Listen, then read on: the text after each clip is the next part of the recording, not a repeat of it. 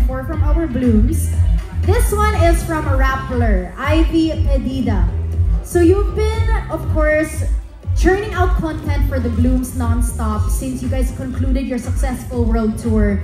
First, the Shaggy music video, now a photo book. Any future plans that you guys would like to share sa 88 Blooms natin? Yeah, so mga aabangan ng Blooms. Our 88 Blooms and sa lahat ng Blooms is of course we will be releasing new album, may Tagalog songs, English songs, lahat ng songs. So I hope you guys look forward to it.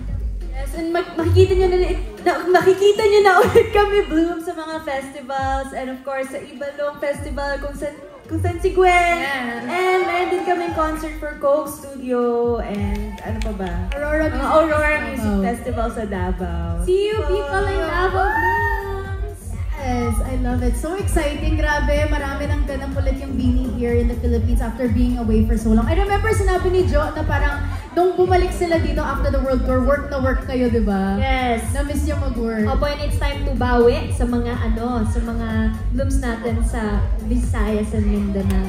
Of course, di ba? Yung last time natin doon, I think Beanieverse Regional pa ata. So we're ready to see you guys again. Okay, thank you so much, Ivy Pedida of Rappler. Ngayon naman from Nika Sabio of Push ABS-CBN. If you girls were to write a new song inspired by the experiences and memories that you had in the past months, what would be its title and why? Siguro yung title, More Than a Band. Wow! Nasa isip ko na kasi matagal na. Hindi ko lang magawa. Pero yun yung gusto kong title. Parang song na yun siguro about sisterhood, about kung ano talaga meron kami na hindi talaga nakikita ng mga tao. Basta si Stacy gagawa ng tono. Sample. More than a band. More than a band. Have a little hope for us. More than a band. Ito pa. Gagawan din ni Stako to ng tono. Ang title niya, Look Back. Kasi parang gusto namin mag-reminisce ng mga moments namin before, mga pinagdaanan and everything. Stacey, anong tono ng Look Back? Look back, you're rocking the boat. Bongga, Look Back and More Than a Band. I love it. Thank you so much. Nika Sabio of Push ABS-CBN, thank you for submitting your questions. Ngayon naman, from the Daily Tribune, we have Pauline Pascual. In the face of controversy and of course criticism, syempre hindi yun mawawala.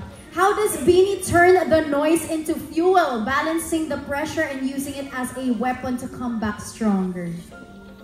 Kapag po may criticisms or controversies, hindi naman ako magpe-pretend na it doesn't affect me at all. Syempre, we hear it, we feel it, but at the same time, you know, sabi nila, choose your battles. So, ginagawa namin yun. Kung may lesson, I learn. Kapag nasasaktan kami, we turn it into motivation na lang po to do better and work hard. Yes, and idagdag ko lang kay Gwen, kay Gwen, sino si Gwen? Dagdag ko lang kay Gwen, criticism, we use it as a reminder na people are still watching and our voice still matters. Diba? Parang mas nakakatakot kapag wala nang may pakialam sa amin. And kahit ano namang gawin natin, diba? Ito yung mundo natin eh. May masasabi yung mga tao. Pag may nagawa ka mali, magagalit sila. Kapag masyado ka mabait, too good to be true daw, diba? So kami, we choose to take the noise and turn it into something na mas makakatulong sa amin. So, siguro ganun kami bumangon. We turn the pain into power. Pain into power. Pero pa yun na yung next single, Pain to Power.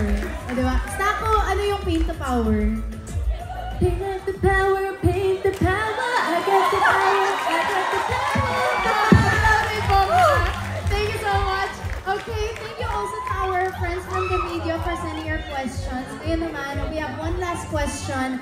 From, of course, Sir Chris O. Ramos of One Music. Hello, Sir Chris. Okay, so if you guys could point one specific picture from your photo book that triggers the most heart-melting memories, what would it be and why? For me po, siguro yung NFT kasi ang daming nangyari nung time na yon.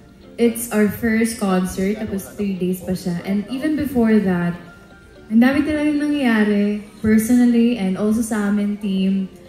We got sick, we did so many things before the concert, sobrang daming preparations din, we got exhausted even before it started. But the good thing about it is, nairaos namin, and through the photos, parang it really shows a reminder na, okay, this is, ito yung mga na-accomplish natin, but people didn't know na ang dahil palang nangyari behind those photos. I love it. Thank you so much, Aya. Last, may gusto bang mag-add?